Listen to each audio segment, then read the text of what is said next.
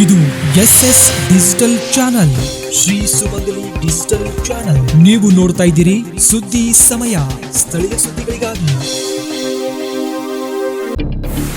ಸುದ್ದಿ ಸಮಯದ ಪ್ರಾಯೋಜಕರು Mahalakshmi jewellers, gold hub, main road, Kalaburagi.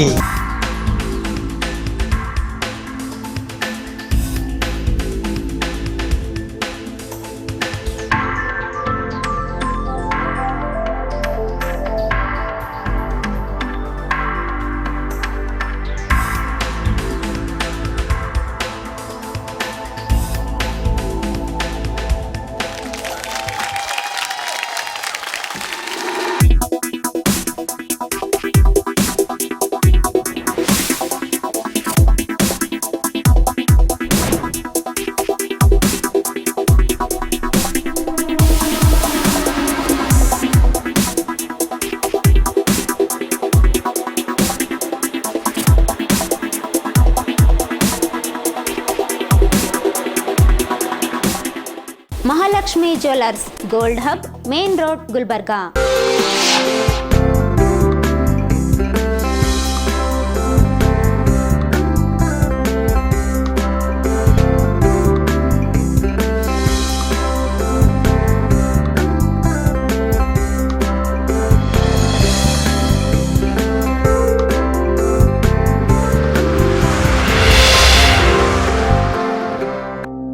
ಸುದ್ದಿ ಸಮಯಕ್ಕೆ ಸ್ವಾಗತ. ನಾನು RJ ಮಂಜು ಹಿರೋಳಿ.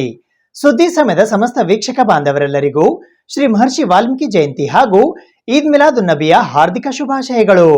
ಇಂದು ಕಲಬುರಗಿ ನಗರದ ಜಿಲ್ಲಾಧಿಕಾರಿಗಳ ಕಚೇರಿಯ ಸಭಾಂಗಣದಲ್ಲಿ ಕಲಬುರಗಿ ಜಿಲ್ಲಾಡಳಿತ ಹಾಗೂ ಜಿಲ್ಲಾ ಸಮಾಜ ಕಲ್ಯಾಣ ಇಲಾಖೆಯ ಸಹಯೋಗದಲ್ಲಿ ಶ್ರೀ ಮಹರ್ಷಿ ವಾಲ್ಮೀಕಿಯವರ ಜಯಂತಿಯನ್ನು ಆಚರಿಸಲಾಯಿತು. ಕಲಬುರಗಿ ಜಿಲ್ಲಾಡಳಿತ ಹಾಗೂ ಜಿಲ್ಲಾ ಸಮಾಜ ಕಲ್ಯಾಣ ಇಲಾಖೆಯ ಸಹಯೋಗದಲ್ಲಿ ಮಹರ್ಷಿ ವಾಲ್ಮೀಕಿ ಜಯಂತಿಯು ರವಿವಾರದಂದು ಕಲಬುರಗಿ ನಗರದ ಜಿಲ್ಲಾಧಿಕಾರಿಗಳ ಕಚೇರಿಯ ಸಭಾಂಗಣದಲ್ಲಿ ಜರುಗಿತು. ಈ ಸಂದರ್ಭದಲ್ಲಿ ಮಹರ್ಷಿ ವಾಲ್ಮೀಕಿಯವರ ಭಾವಚಿತ್ರಕ್ಕೆ ಪೂಜೆ ಸಲ್ಲಿಸಲಾಯಿತು. ಈ ಸಂದರ್ಭದಲ್ಲಿ ಕಲ್ಯಾಣ ಕರ್ನಾಟಕ ರಸ್ತೆ ಸಾರಿಗೆ ಸಂಸ್ಥೆ ಹಾಗೂ ಕಲಬುರಗಿ ಯಾದಗಿರಿ DCC ಬ್ಯಾಂಕ್ನ ಅಧ್ಯಕ್ಷರು ಹಾಗೂ ಸೇಡಂ ಮತಕ್ಷೇತ್ರದ ಶಾಸಕರಾದ ರಾಜ್ಕುಮಾರ್ ಪಾಟೀಲ್ ತೇಲ್ಕೂರ್, ಕಲಬುರಗಿ ಗ್ರಾಮೀಣ ಮತಕ್ಷೇತ್ರದ ಶಾಸಕರಾದ ಬಸವರಾಜ್ ಮತ್ತಿಮೂಡ್, ಕಲಬುರಗಿಯ ಜಿಲ್ಲಾಧಿಕಾರಿಗಳಾದ ಯಶವಂತ್ ವಿ ಗುರುಕರ್, ಕಲಬುರಗಿ ನಗರ ಉಪ ಪೊಲೀಸ್ ಆಯುಕ್ತರಾದ ಅಡ್ಡೂರು ಶ್ರೀನಿವಾಸಲು, ಹೆಚ್ಚುವರಿ ಜಿಲ್ಲಾ ಪೊಲೀಸ್ ವರಿಷ್ಠಾಧಿಕಾರಿ ಪ್ರಸನ್ನ ದೇಸಾಯಿ, ಕಲಬುರಗಿ ಮಹಾನಗರ ಪಾಲಿಕೆಯ ಕಾರ್ಯಪಾಲಕ ಅಭಿಯಂತರರಾದ ಶಿವನಗೌಡ ಪಾಟೀಲ್, ಮಹರ್ಷಿ ವಾಲ್ಮೀಕಿ ಅಭಿವೃದ್ಧಿ ನಿಗಮದ ವ್ಯವಸ್ಥಾಪಕರಾದ ಸಂತೋಷ ಭರತನೂರ ಮಹರ್ಷಿ ವಾಲ್ಮೀಕಿಯವರ ಭಾವಚಿತ್ರಕ್ಕೆ ಪುಷ್ಪಾರ್ಚನೆ ಮಾಡಿದರು. ಈ ಸಂದರ್ಭದಲ್ಲಿ ಮಾತನಾಡಿದ ಶಾಸಕ ರಾಜ್ಕುಮಾರ್ ಪಾಟೀಲ್ ತೇಲ್ಕೂರ್ ಅವರು, ಇಂದು ವಿಶ್ವಕ್ಕೆ ಗುರುಗಳಾದಂತಹ ಮತ್ತು ನಾಡಿಗೆ ರಾಮಾಯಣವನ್ನ ಪರಿಚಯ ಮಾಡಿರುವ ಶ್ರೀ ಮಹರ್ಷಿ ವಾಲ್ಮೀಕಿ ಗುರುಗಳ ಜಯಂತಿಯ ಶುಭಾಶಯಗಳು ಎಂದರು. ರಾಮಾಯಣ ಮತ್ತು ಮಹರ್ಷಿ ವಾಲ್ಮೀಕಿ ಗುರುಗಳ ತತ್ವಗಳು ನಮಗೆ ಆದರ್ಶ.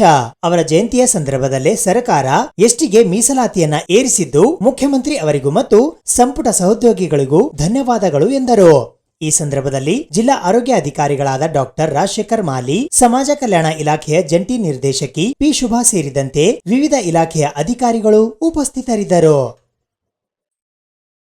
ಕಲಬುರಗಿ ನಗರದಾದ್ಯಂತ ಈದ್ ಮಿಲಾದ್ ಉನ್ ನಬಿ ಹಬ್ಬದ ಕಳೆ ಕಟ್ಟಿದೆ.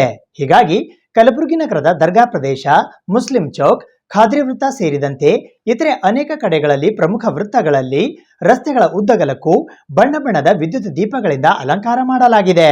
ಇವುಗಳನ್ನು ನೋಡಲು 2 ಕಣ್ಣುಗಳು ಕೂಡ ಸಾಲದಂತೆ ಭಾಸವಾಗುತ್ತಿವೆ. ಇನ್ನು ಯುವಕರು ತಮ್ಮ ದ್ವಿಚಕ್ರ ವಾಹನಗಳಿಗೆ ಧ್ವಜಗಳನ್ನ ಕಟ್ಟಿ ರ್ಯಾಲಿಯನ್ನ ನಡೆಸಿದರು. ಮುಸ್ಲಿಮರ ನಂಬಿಕೆಯ ಪ್ರಕಾರ ಈ ಜಗತ್ತಿನಲ್ಲಿ 1.24 ಲಕ್ಷಕ್ಕೂ ಹೆಚ್ಚು ಪ್ರವಾದಿಗಳು ವಿವಿಧ ಕಾಲಮಾನ ಮತ್ತು ವಿವಿಧ ದೇಶಗಳಲ್ಲಿ ಆಗಿ ಹೋಗಿದ್ದಾರೆ. ಮಾನವ ಕುಲದ ಮೊದಲ ಪ್ರವಾದಿ ಆದಮ್ ಆಗಿದ್ದರೆ ಅಂತ್ಯ ಪ್ರವಾದಿ ಮುಹಮ್ಮದ್ ಎನ್ನುತ್ತದೆ ಪವಿತ್ರ ಗ್ರಂಥ ಖುರ್ಆನ್. ಪೈಗಂಬರರೇ, ನಾನು ನಿಮ್ಮನ್ನು ಸಕಲ ಮಾನವರಿಗೆ ಸುವಾರ್ತೆ ಕೊಡುವವರಾಗಿಯೂ ಎಚ್ಚರಿಕೆ ನೀಡುವವರಾಗಿಯೂ ಮಾಡಿ ಕಳುಹಿಸಿರುತ್ತೇನೆ. ಆದರೆ ಹೆಚ್ಚಿನವರು ಅರಿಯುವುದಿಲ್ಲ ಎನ್ನುತ್ತದೆ ಖುರ್ಆನ್. ಭೂಮಿಯಲ್ಲಿ ಕೆಡುಕು ಮತ್ತು ದೌರ್ಜನ್ಯಗಳು ವಿಜೃಂಭಿಸಿದಾಗಲೆಲ್ಲ ದೇವನು ಮನುಷ್ಯರಲ್ಲೇ ಉತ್ತಮರನ್ನ ಪ್ರವಾದಿಗಳನ್ನಾಗಿ ಜನರ ರಕ್ಷಣೆಗಾಗಿ ನೇಮಿಸಿದ್ದಾನೆ. ಇಬ್ರಾಹಿಂ ಅಂದರೆ ಅಬ್ರಹಾಂ, ಮೂಸಾ ಅಂದರೆ ಮೋಸೆಸ್, ಈಸಾ ಎಂದರೆ ಏಸು, ದಾವೂದ್ ಎಂದರೆ ಡೇವಿಡ್, ನೂಹ್ ಅಂದರೆ ನೋವಾ ಎಲ್ಲರೂ ಪ್ರವಾದಿಗಳೆಂದು ಲೋಕದಾದ್ಯಂತ ಮುಸ್ಲಿಮರು ನಂಬುತ್ತಾರೆ. ಪ್ರವಾದಿ ಮೊಹಮ್ಮದರು ಕ್ರಿಸ್ತಶಕ 571 ಏಪ್ರಿಲ್ 22ರಂದು ಮಕ್ಕಾದಲ್ಲಿ ಜನಿಸಿದರು. ಎಳವೆಯಲ್ಲೇ ತಂದೆ ತಾಯಿಯನ್ನು ಕಳೆದುಕೊಂಡು 8 ವರ್ಷ ವಯಸ್ಸಿನವರೆಗೆ ತಾತ ಅಬ್ದುಲ್ ಮುತಾಲಿಬ್ರ ಪೋಷಣೆಯಲ್ಲಿ ಬೆಳೆದರು. ನಂತರ ಚಿಕ್ಕಪ್ಪ ಅಬು ತಾಲಿಬ್ ಬಹಳ ಪ್ರೀತಿ ವಾತ್ಸಲ್ಯದಿಂದ ಅವರನ್ನು ಸಾಕಿದರು. ಚಿಕ್ಕ ಪ್ರಾಯದಲ್ಲೇ ವ್ಯಾಪಾರದಲ್ಲಿ ಆಸಕ್ತಿ ಹೊಂದಿ ಸಿರಿಯಾಗೆ ಚಿಕ್ಕಪ್ಪನೊಂದಿಗೆ ಪ್ರಯಾಣಿಸಿದ್ದರು. ವ್ಯಾಪಾರದಲ್ಲಿ ಅತ್ಯಂತ ಪ್ರಾಮಾಣಿಕತೆಯನ್ನು ಮೆರೆದು ಮಕ್ಕಾದ ಎಲ್ಲಾ ಗೋತ್ರಗಳ ಜನರಿಗೂ ಅಚ್ಚುಮೆಚ್ಚಿನವರಾಗಿದ್ದರು. ಬಾಲ್ಯದಿಂದಲೇ ಇವರ ಸತ್ಯಸಂಧತೆ, ವಿನಯಶೀಲತೆ ಜನರ ಗಮನ ಸೆಳೆದಿತ್ತು. ಯೌವನಕ್ಕೆ ಬಂದಾಗ ವಿಧವೆ ಖದೀಜಾರವರ ಜೊತೆ ಹಿರಿಯರ ಮಾತುಕತೆಯಂತೆ ಮುಹಮ್ಮದರು ವಿವಾಹವಾಗುತ್ತಾರೆ. ಖದೀಜಾ ಅವರು ಬದುಕಿರುವವರೆಗೂ ಅವರ ದಾಂಪತ್ಯ ಜೀವನ ಸುಖಮಯವಾಗಿತ್ತು.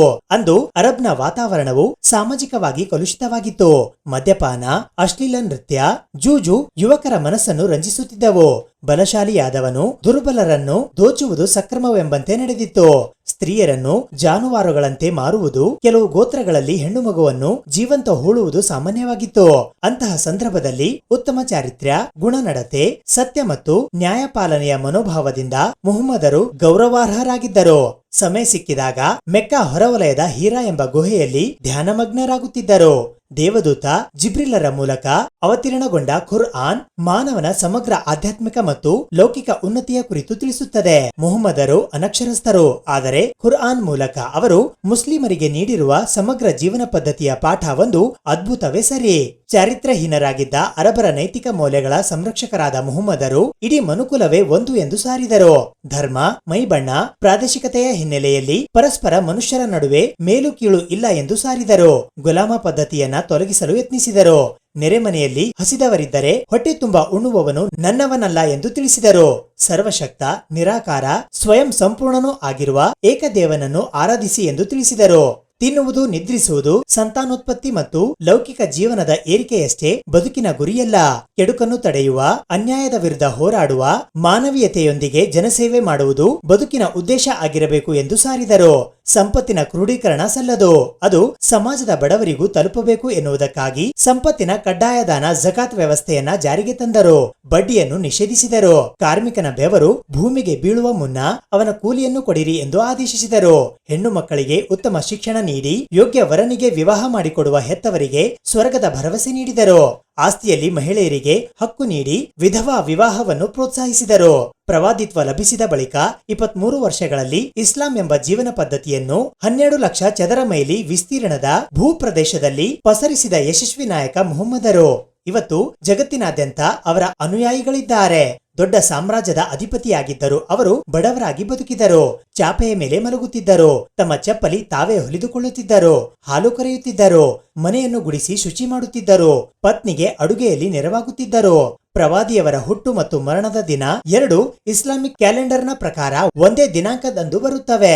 ಮನುಕುಲದ ಪ್ರವಾದಿಯು ಲೋಕನಾಯಕರೂ ಆದ ಅವರ ಆದರ್ಶ, ಸರಳತೆ, ದೇವ ವಿಶ್ವಾಸದ ಮಾದರಿಯನ್ನು ಅನುಸರಿಸುವುದೇ ಅವರಿಗೆ ಸಲ್ಲಿಸಬಹುದಾದ ನಿಜವಾದ ಗೌರವ. ಕಲಬುರಗಿ ನಗರದಾದ್ಯಂತ ಇಂದು ಸಡಗರ ಸಂಭ್ರಮದಿಂದ ಈದ್ ಮಿಲಾದುನ್ ನಬಿ ಹಬ್ಬವನ್ನ ಆಚರಿಸಲಾಗುತ್ತಿದೆ. ಪ್ರವಾದಿ ಮುಹಮ್ಮದರ ಜನ್ಮದಿನವೆಂದೇ ಕರೆಯುವ ಈ ಹಬ್ಬಕ್ಕೆ ವಿಶೇಷವಾದ ಮಹತ್ವವಿದೆ. ಈ ಹಿನ್ನೆಲೆಯಲ್ಲಿ ಕಲಬುರಗಿ ನಗರದ ದರ್ಗಾ ಪ್ರದೇಶ, ಮುಸ್ಲಿಂ ಚೌಕ್, ಖಾದ್ರಿ ವೃತ್ತ ಸೇರಿದಂತೆ ಅನೇಕ ಕಡೆಗಳಲ್ಲಿ ಪ್ರಮುಖ ರಸ್ತೆಗಳ ಉದ್ದಗಲಕ್ಕೂ ಬಣ್ಣ ಬಣ್ಣದ ವಿದ್ಯುತ್ ದೀಪಗಳಿಂದ ಅಲಂಕಾರ ಮಾಡಲಾಗಿದೆ. ಹೀಗಾಗಿ 2 ಕಣ್ಣುಗಳು ಕೂಡ ನೋಡಲು ಸಾಲದಂತೆ ಭಾಸವಾಗುತ್ತಿವೆ.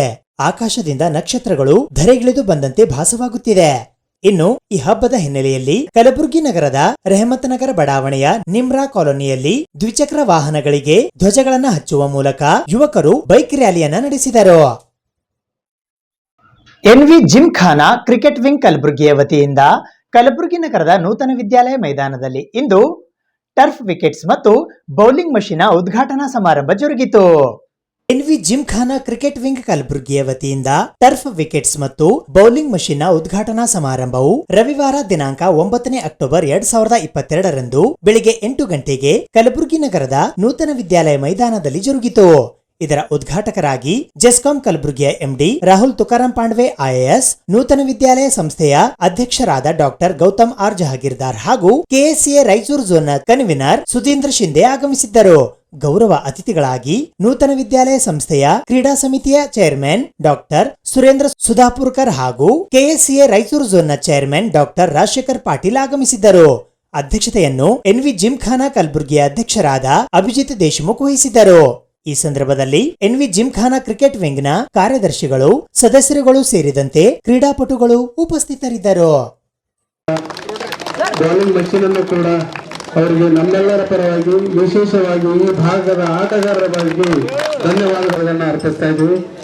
ಈ ಸಮಯದಲ್ಲಿ ಉತ್ತಮವಾದಂತ ಎಸೆಸ್ತಾ ಇದ್ದಾರೆ.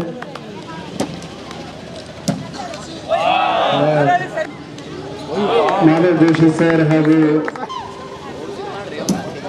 ಆಟಗಾರರು ಕ್ರಿಕೆಟ್ ಚಟುವಟಿಕೆಗಳಿಗೆ ಧನ್ಯವಾದಗಳು ಹೇಳ್ತಾ ಇದ್ದೀವಿ. ಅದೇ ರೀತಿ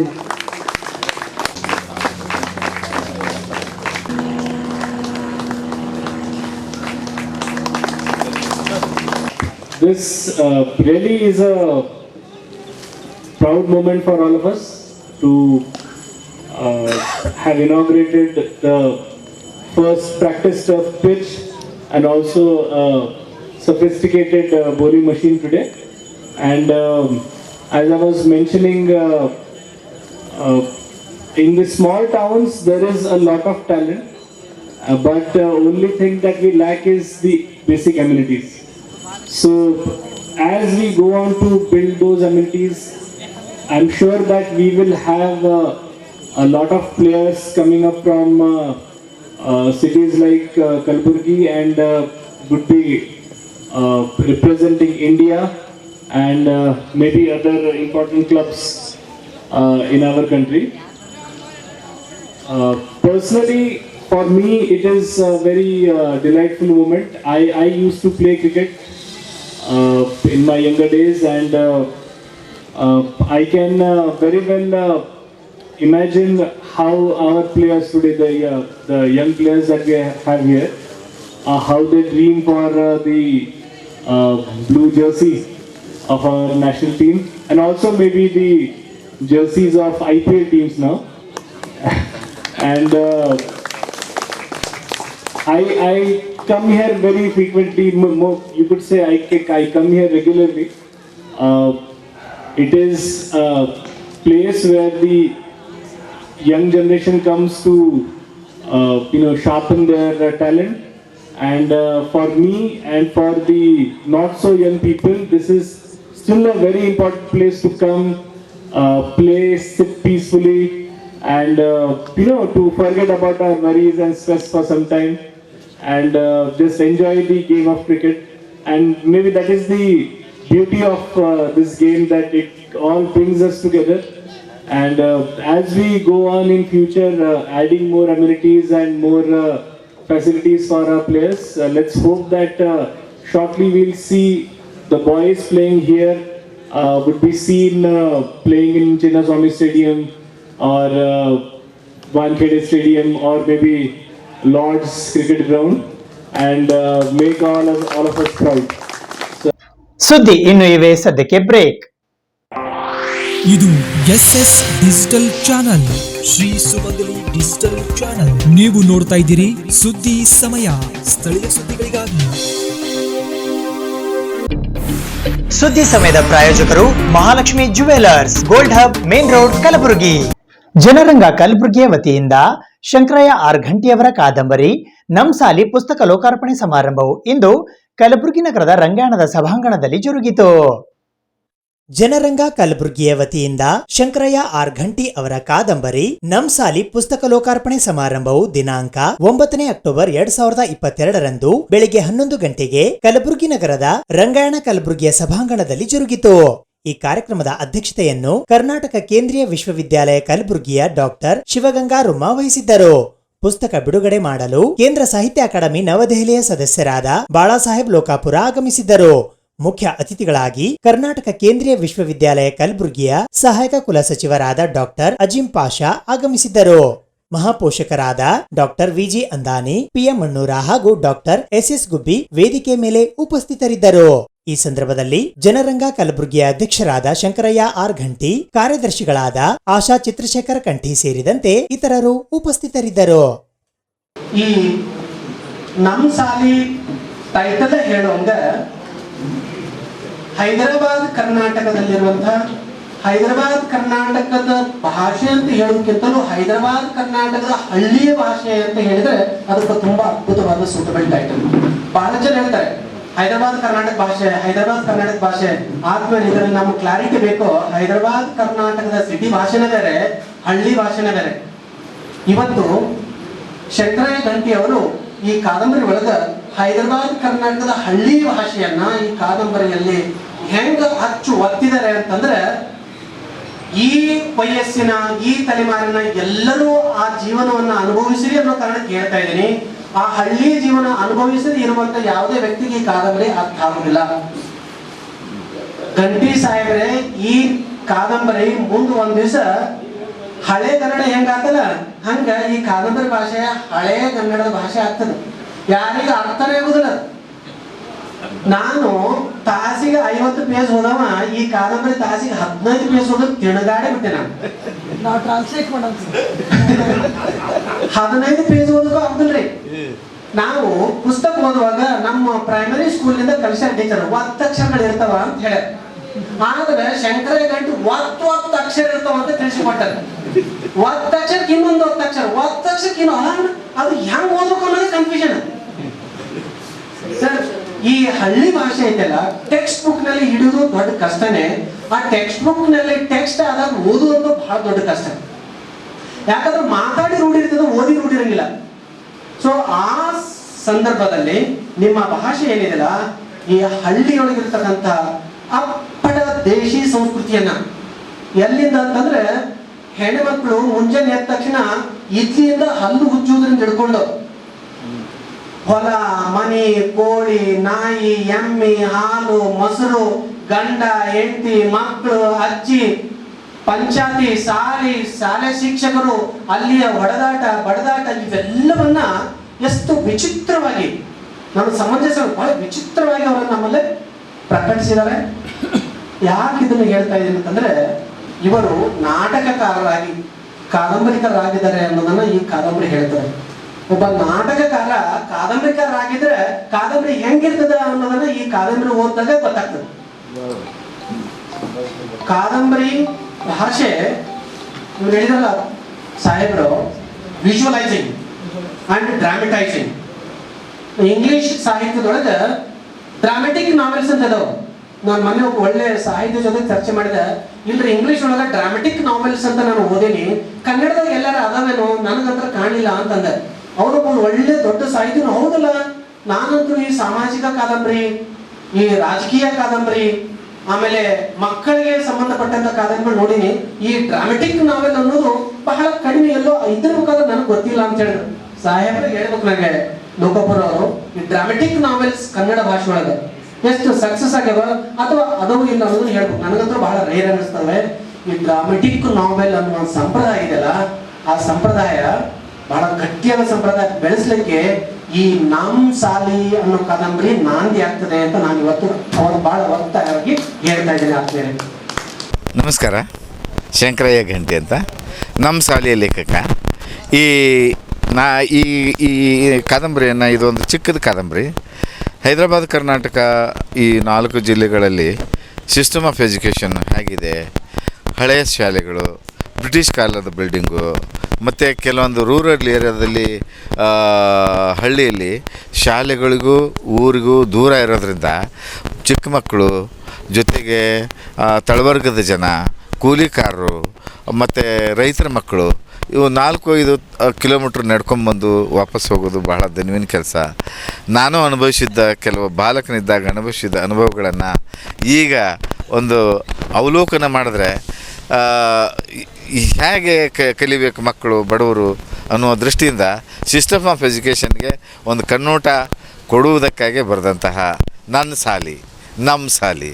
ಈ ಹೈದರಾಬಾದ್ ಕರ್ನಾಟಕ ಏರಿಯಾದಲ್ಲಿ ಸ್ಕೂಲ್ಗಳು ಬಿದ್ದಿದೆ, ಮರದ ಕೆಳಗೆ ಟೀಚರ್ ಕಲಿಸ್ತಾರೆ, ಬಡವರು ಇರ್ತಾರೆ. ಈ ಶಾಲೆ ಕಲಿಕೆ ಮತ್ತು ಅರಿವು ಇದು ಸಿಗದೇ ಇದ್ದರೆ ಈ ಏರಿಯಾ ಡೆವಲಪ್ ಆಗೋದು ಹೇಗೆ? ಹೆಚ್ಚು ಈ ಮಂಗಳೂರು ಬೆಂಗಳೂರು ಕಡೆ ಸ್ಕೂಲ್ಗಳಿದೆ, ಸ್ಥಿತಿವಂತರು ಇರ್ತಾರೆ, ಕಲಿಕೆ ಅಷ್ಟು ಕಷ್ಟ ಆಗಲ್ಲ.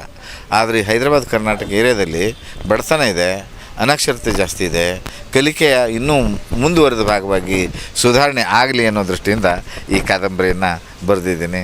ದಯವಿಟ್ಟು ಎಲ್ಲರೂ ಓದಿ ಅದನ್ನು ಆನಂದಿಸಬೇಕು ಅಂತ ಕೇಳ್ಕೊಳ್ತೇನೆ. ಧನ್ಯವಾದ.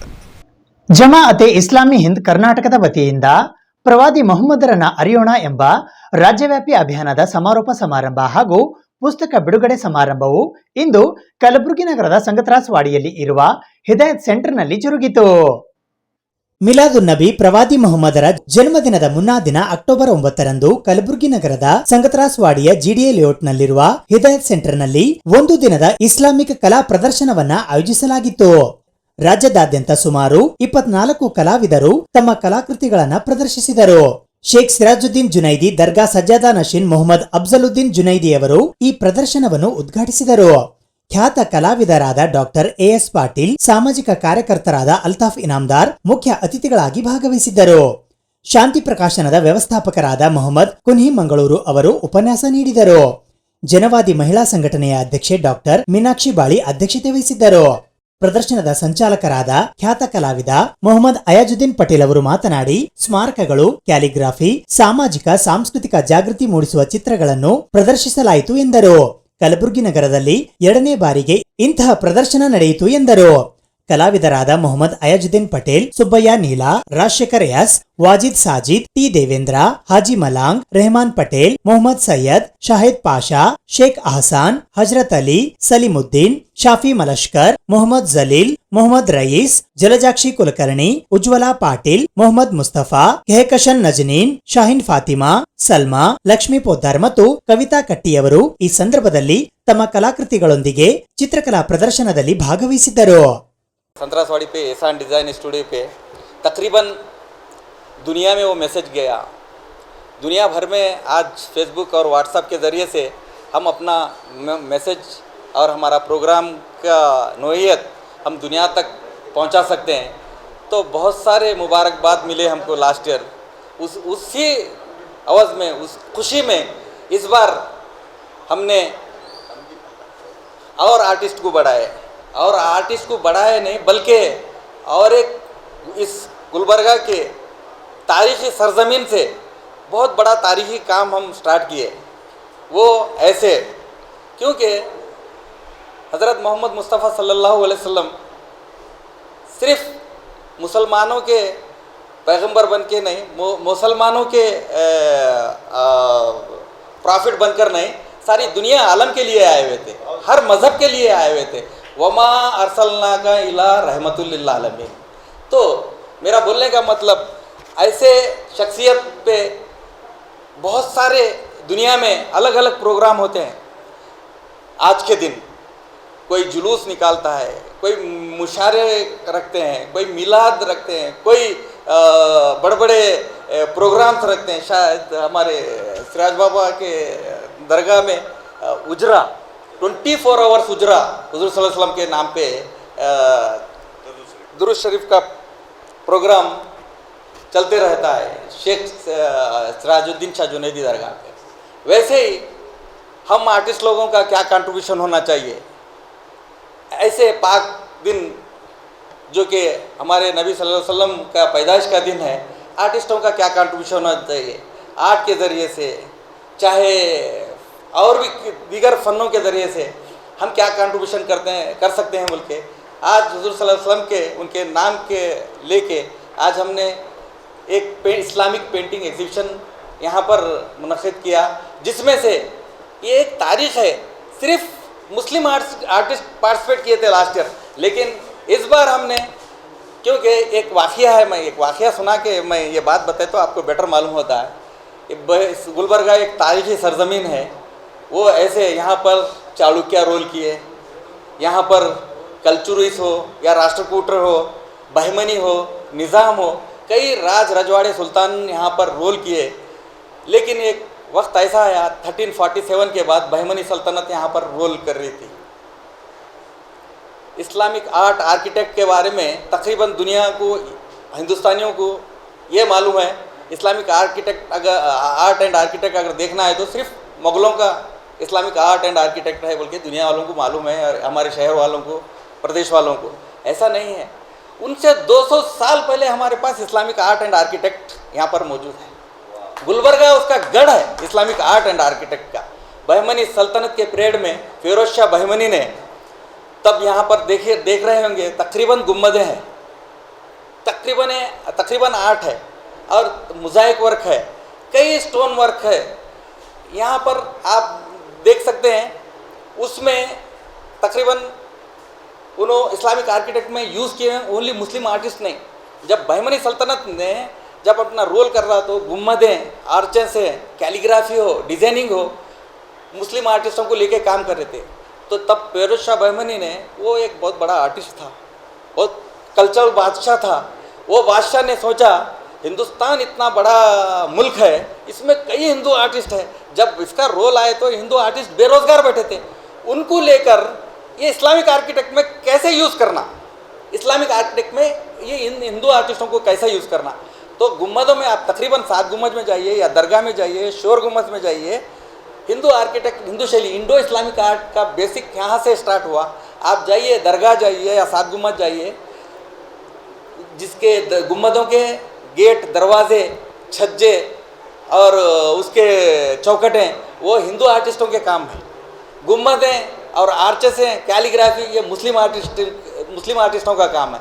इस वजह से यहाँ इंडो इस्लामिक आर्ट बहुत फेमस है यहाँ का। ये मिक्स मीडिया काम है। उसी तरह उसी की कॉपी करते हुए आज हमने ओनली सिर्फ मुस्लिम आर्टिस्ट को नहीं बल्कि कई दिग्गज यहाँ पर हिंदू आर्टिस्ट लोग हैं, इनको लेके हम क्यों नहीं इस्तेमाल करना हमारे पेंटिंग एग्जीबिशन में। तकरीबन लेडीज़ और जेंट्स मिला के तकरीबन 10 हिंदू आर्टिस्ट यहाँ पर पार्टिसिपेट किए हैं, वो भी जाने माने आर्टिस्ट। आप देख सकते हैं कितना बेहतरीन काम किए हुए हैं। तो आप सोच सकते हैं आने वाले दौर में, मैं समझता हूँ ये गुलबर्गा में जो शो हुआ, इसके बाद हिंदुस्तान में हमारा देखकर बॉम्बे में शो हुआ रिसेंट, मिलादुन नबी के मौके पर इस्लामिक पेंटिंग एग्जीबिशन हम देखे थे, ये कर सकते हैं ऐसा बोल के बॉम्बे में हुआ, उसके बाद अजमेर में हुआ, उसके बाद उदयपुर में भी हुआ। ये हमारा ही एक रेफरेंस है। ಪರಿಶಿಷ್ಟ ಜಾತಿ ಮತ್ತು ಪರಿಶಿಷ್ಟ ಪಂಗಡಕ್ಕೆ ಕರ್ನಾಟಕ ಸರ್ಕಾರ ಶೇಕಡಾ 6ರಷ್ಟು ಮೀಸಲಾತಿ ಹೆಚ್ಚಳ ಮಾಡಿರುವ ಕ್ರಮವನ್ನು ಭಾರತೀಯ ಜನತಾ ಪಕ್ಷದ ಜಿಲ್ಲಾ ಹಿಂದುಳಿದ ಮೋರ್ಚಾದ ಜಿಲ್ಲಾ ಸಂಚಾಲಕರಾದ ಅವ್ವಣ್ಣ ಮ್ಯಾಕೇರಿ ಅವರು ಸ್ವಾಗತಿಸಿದ್ದಾರೆ. ಪರಿಶಿಷ್ಟ ಜಾತಿ ಮತ್ತು ಪರಿಶಿಷ್ಟ ಪಂಗಡಕ್ಕೆ ಕರ್ನಾಟಕ ಸರ್ಕಾರ ಶೇಕಡಾ 6ರಷ್ಟು ಮೀಸಲಾತಿ ಹೆಚ್ಚಿಸಿರುವ ಕ್ರಮವನ್ನು ಭಾರತೀಯ ಜನತಾ ಪಕ್ಷ ಕಲಬುರಗಿಯ ಹಿಂದುಳಿದ ವರ್ಗಗಳ ಮೋರ್ಚಾದ ಜಿಲ್ಲಾ ಸಂಯೋಜಕರಾದ ಅವಣ್ಣ ಮ್ಯಾಕೇರಿ ಅವರು ಕಲಬುರಗಿ ನಗರದ ಪತ್ರಿಕಾ ಭವನದಲ್ಲಿ ಜರುಗಿದ ಸುದ್ದಿಗೋಷ್ಠಿಯ ಮೂಲಕ ಇಂದು ಹಾರ್ದಿಕವಾಗಿ ಸ್ವಾಗತಿಸಿದ್ದಾರೆ. ಈ ಪತ್ರಿಕಾಗೋಷ್ಠಿಯಲ್ಲಿ ಬಸವರಾಜ್ ಸಪ್ಪನಗೋಳ್, ರಾಘವೇಂದ್ರ ಕುಲಕರ್ಣಿ ಕೋಗನೂರ್, ಗಿರೀಶಲ್ ಭಜಂತ್ರಿ ಸೇರಿದಂತೆ ಇತರರು ಉಪಸ್ಥಿತರಿದ್ದರು.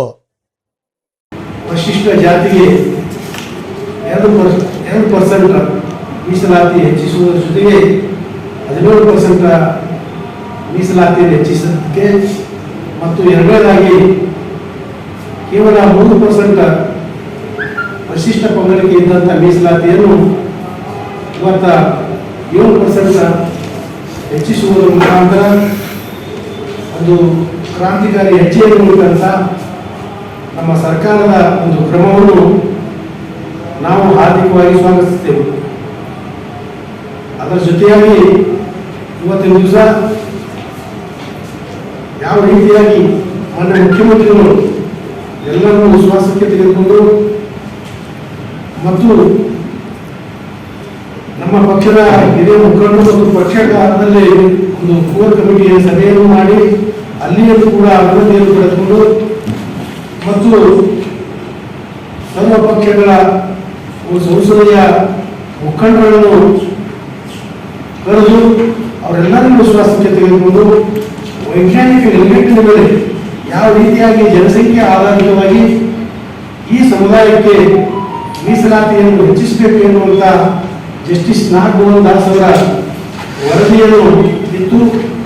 ಆ ವರದಿಯನ್ನು ಯಥಾವತ್ತಾಗಿ ಇವತ್ತು ಜಾರಿಗೆ ತರುವ ಮುಖಾಂತರ ಒಂದು ದಿಟ್ಟ ಹೆಜ್ಜೆಯಲ್ಲಿರುವಂಥ ನಮ್ಮ ನೆಚ್ಚಿನ ಮುಖ್ಯಮಂತ್ರಿಗಳಿಗೆ ನಾವು ಅನಂತ ಅಭಿನಂದನೆಗಳನ್ನು ನಮ್ಮ ಎಲ್ಲ ಪರಿಶಿಷ್ಟ ಜಾತಿ, ಪರಿಶಿಷ್ಟ ಪಂಗಡ ಮತ್ತು ಹಿಂದುಳಿದ ವರ್ಗಗಳ ಪರವಾಗಿ ನಾವು ಅನಂತ ಅಭಿನಂದನೆಗಳನ್ನು ಸಲ್ಲಿಸ್ತಾ ಇದ್ದೀವಿ. ಅದರ ಜೊತೆಯಾಗಿ ಇವತ್ತು ದಿವಸ ಅವರಿಗೆ ಸಹಕಾರ ನೀಡಿದಂಥ ನಮ್ಮ ಸಚಿವ ಸಂಪುಟದ ಎಲ್ಲ ಸಹೋದ್ಯೋಗಿಯವರ ಮಿತ್ರರಿಗೂ ಮತ್ತು ಮತ್ತು ಈ ಒಂದು ಸರ್ವಪಕ್ಷದ ಸಭೆಯಲ್ಲಿ ಸರ್ಕಾರ ನೀಡಿದಂಥ ವಿರೋಧ ಪಕ್ಷದ ನಾಯಕರಿಗೂ ಕೂಡ ನಾವು ಅಭಿನಂದನೆಗಳನ್ನು ಸಲ್ಲಿಸ್ತಾ ಇದ್ದೀವಿ. ಭಾರತೀಯ ಜನತಾ ಪಕ್ಷ ಕೇವಲ ಒಂದು ಬ್ರಾಹ್ಮಣರು ಮತ್ತು ಕರ್ನಾಟಕ ರಾಜ್ಯ ಸರ್ಕಾರಿ ನಿವೃತ್ತ ನೌಕರರ ಸಂಘದ ವತಿಯಿಂದ ಇಂದು ಕಲಬುರಗಿ ನಗರದ ಪತ್ರಿಕಾಭವನದಲ್ಲಿ ಪತ್ರಿಕಾಗೋಷ್ಠಿ ನಡೆಸುವ ಮೂಲಕ ವಿವಿಧ ಬೇಡಿಕೆಗಳನ್ನು ಈಡೇರಿಸುವಂತೆ ಮನವಿ ಮಾಡಲಾಯಿತು.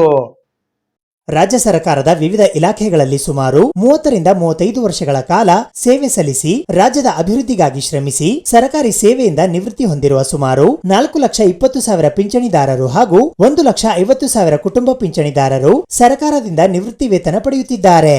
ನಿವೃತ್ತಿಯ ನಂತರ ಆರೋಗ್ಯ ಸಮಸ್ಯೆಯಿಂದ ಬಳಲುತ್ತಿದ್ದು ಸಾಕಷ್ಟು ಸರ್ಕಾರಿ ನಿವೃತ್ತಿ ನೌಕರರು ದೀರ್ಘಕಾಲದ ಕಾಯಿಲೆಗಳಿಂದ ನರಳುತ್ತಿದ್ದಾರೆ. ಅವರಿಗೆ ಮತ್ತು ಅವರ ಕುಟುಂಬ ವರ್ಗದವರಿಗೆ ಇದುವರೆಗೂ ಸರ್ಕಾರದಿಂದ ನಗದುರಹಿತ ಯಾವುದೇ ಆರೋಗ್ಯ ಭಾಗ್ಯ ಯೋಜನೆ ಇರುವುದಿಲ್ಲ. ಕರ್ನಾಟಕ ರಾಜ್ಯ ಸರ್ಕಾರಿ ನಿವೃತ್ತ ನೌಕರರ ಸಂಘದ ವತಿಯಿಂದ ಇಂದು ಕಲಬುರಗಿ ನಗರದ ಪತ್ರಿಕಾಭವನದಲ್ಲಿ ಜರುಗಿದ ಸುದ್ದಿಗೋಷ್ಠಿಯ ಮೂಲಕ ಮನವಿ ಮಾಡಲಾಯಿತು.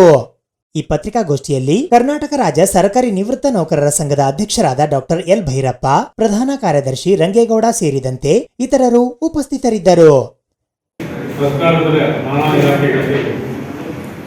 ದೀರ್ಘಕಾಲ ಸೇವೆ ಸಲ್ಲಿಸಿ 30-35 ವರ್ಷಗಳ ಕಾಲ ಸೇವೆ ಸಲ್ಲಿಸಿ ರಾಜ್ಯದ ಆಡಳಿತದ ಅಭಿವೃದ್ಧಿಗಾಗಿ ಮತ್ತು ಜನಸಾಮಾನ್ಯರ ಸಮಸ್ಯೆಗಳಿಗೆ ಸ್ಪಂದಿಸಿ ಸರ್ಕಾರದಿಂದ ಇವತ್ತು ನಿವೃತ್ತಿ ಪಡೆದಿದ್ದಾರೆ. ರಾಜ್ಯದಲ್ಲಿ ಸುಮಾರು 4,20,000 ಸರ್ಕಾರಿ ನಿವೃತ್ತ ನೌಕರರು, 1.5 ಲಕ್ಷ ಕುಟುಂಬ ಪಿಂಚಣಿದಾರರು ಇವತ್ತು ಈ ರಾಜ್ಯದಲ್ಲಿ ಸರ್ಕಾರಿ ಸೇವೆಯಲ್ಲಿದ್ದಾಗ ಅನೇಕ ಸಮಸ್ಯೆಗಳು ಬರ್ತವೆ. ಕೆಲಸದ ಒತ್ತಡ, ಕೌಟುಂಬಿಕ ಒತ್ತಡ, ಸಾಕಷ್ಟು ಒತ್ತಡಗಳಿಂದ ಆದರೂ ಕೂಡ ಪ್ರಾಮಾಣಿಕವಾಗಿ ಸೇವೆಯನ್ನು ಮಾಡಿ ನಿವೃತ್ತಿಯನ್ನು ಹೊಂದಿದ್ದಾರೆ. ಅತಿ ಪ್ರಮುಖವಾಗಿ ಸರ್ಕಾರಿ ನೌಕರರಾಗಿರ್ಬೋದು ಅಥವಾ ನಿವೃತ್ತಿ ನೌಕರರಾಗಿರ್ಬೋದು ಅಥವಾ ಜನಸಾಮಾನ್ಯರಾಗಿರ್ಬೋದು, ಪ್ರತಿಯೊಬ್ಬರಿಗೂ ಕೂಡ ಆರೋಗ್ಯ ಅತಿ ಪ್ರಮುಖವಾದಂಥ ವಿಚಾರ. ಈ ಆರೋಗ್ಯವನ್ನು ಕಾಪಾಡುವುದು ಸರ್ಕಾರದ ಆದ್ಯ ಕರ್ತವ್ಯ. ಏಕೆಂದರೆ ಅವರು ಏನು ಒಂದು ಘೋಷಣೆಯನ್ನು ಮಾಡ್ತಾರೆ, ಈ ರಾಜ್ಯದ ಎಲ್ಲ ಜನರಿಗೆ ಆರೋಗ್ಯವನ್ನು ಕೊಡ್ತೇವೆ, ಶಿಕ್ಷಣವನ್ನು ಕೊಡ್ತೇವೆ, ಎಲ್ಲ ಸೌಲಭ್ಯವನ್ನು ಕೊಡ್ತೇವೆ ಅಂತೇಳಿ ಅವರು ಪ್ರಮಾಣ ವಚನ ಸ್ವೀಕಾರ ಮಾಡುವಾಗ ಅವರು ತಮ್ಮದೇ ಆದಂಥ ಒಂದು ನೀಡಿರ್ತಾರೆ. ಆದರೂ ಕೂಡ ಸರ್ಕಾರಿ ನೌಕರರಿಗೆ ಏನು ಅಲ್ಲಿ ಸೇವೆಯಲ್ಲಿರ್ತಕ್ಕಂಥ ಸರ್ಕಾರಿ ನೌಕರರಿಗೆ ಇವತ್ತು ಯೋಗಿ ಸಂಜೀವಿನಿ ಆರೋಗ್ಯ ಭಾಗ್ಯ ಯೋಜನೆ ಜಾರಿಯಾಗಿದೆ.